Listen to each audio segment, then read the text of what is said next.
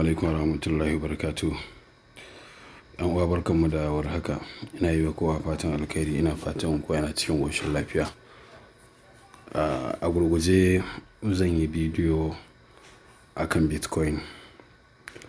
Idan ba a manta ba, a bidiyon da muka yi na ƙarshe muna tunanin cewa kasuwa ta tashi daga nan gurin, ko ta ba mu pattern ɗin running, ko ta je ta fasa wannan resistance ɗin. Ta fasa wannan resistance ɗin ya zama pattern ɗin expanding, ya zama B ta zana pattern ɗin expanding. Daga nan sai ta gaskiya sai ta sauko ƙasa, ko ta zo ta fasa spot, ko kuma ta tsaya a tsakiya kamar da yadda na faɗa. Ba mu san yaya C ɗin za ta kasance ba. To sai ya zama na tashin da Bitcoin yayi, ya tsaya a nan gurin kuma yana correction. Yana correction a nan gurin saboda a time frame ne na one day, shi yasa correction ɗin ba zai fita ba. Amma watakila mun sauka time frame na awa ɗaya abin zai fi fitowa kiliya. To wannan dalilin ya ɗan canza min tunani dangane da kasuwar Bitcoin ɗin. Ta yiwu abin da na hanga a time frame na awa 4 a cikin nan gurin ba shi ne abin da Bitcoin ya zana ba. Nan ta yiwu ya zama kawai accumulation ne a gurin, sannan ya fasa ta ƙasa zai dawo ya ba da wave A a nan gurin. Bari in buɗe gurin kaɗan.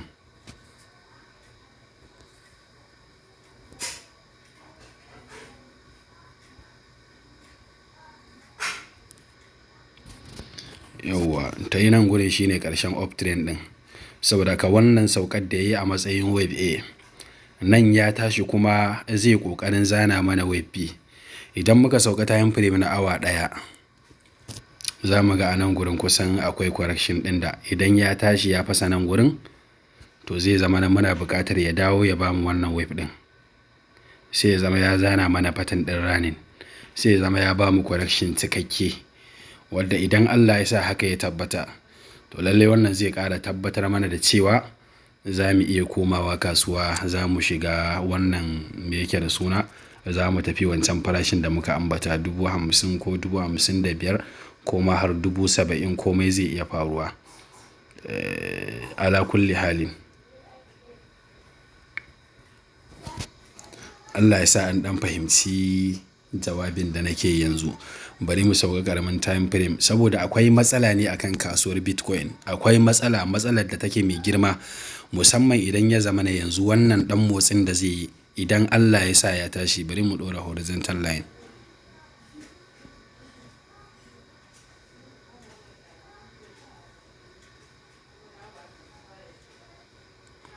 Yauwa, ya zo daidai resistance ɗin.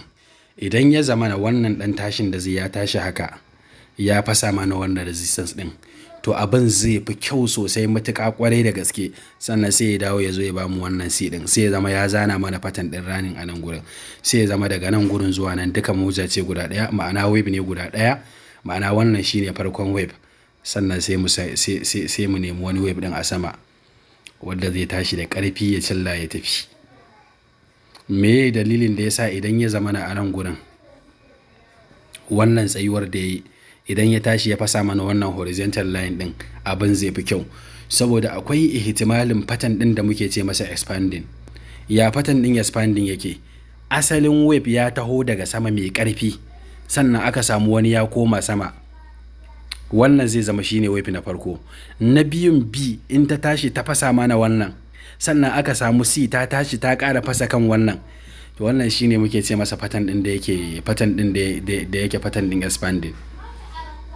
Wave na farko na A, B ta zo ta fasa spot, C ta koma ta fasa resistance. To daga nan gurin akwai ihtimalin kasuwa ta ƙara dawowa. Saboda haka gurin da Bitcoin yake a halin yanzu guri ne wanda yake mai matuƙar wahalar sha'ani gaskiya. Zai iya sabbaba wa mutane asara mai tarin yawa. Domin mutum zai iya sakewa ya shiga ya zuba kuɗaɗe da yawa, sannan kuma ya tashi ya fasa wannan resistance ɗin, ya zama na pattern ɗin expanding ne 1, 2, 3. Ya fasa ƙasa ya zo ya fasa sama, sannan kuma ya dawo. Komai zai iya faruwa. Saboda haka shi yasa a nan gurin bari in sauka time frame ɗin na awa ɗaya. A gurguje idan mun kalli time frame ɗin na awa ɗaya, inda zai bamu waccan sin da muke jira, to kamata ya yi wannan tahowar da ya karya dakata ya ci gaba da sauka har ya dawo ya zo ya bada C. To daga nan za mu nemi me yake da suna signal na buy a ƙasa. To amma tsayuwarsa yana correction a nan gurin, zai zama wannan wave A ne. Idan ya zama na wannan wave B ne mai wave guda uku, 1 2 3 gashi za ku kalla 1 2 3. Idan ya zama na wannan wave B ne a nan gurin wave C yake, to akwai ihtimalin ya tashi ya fasa nan gurin.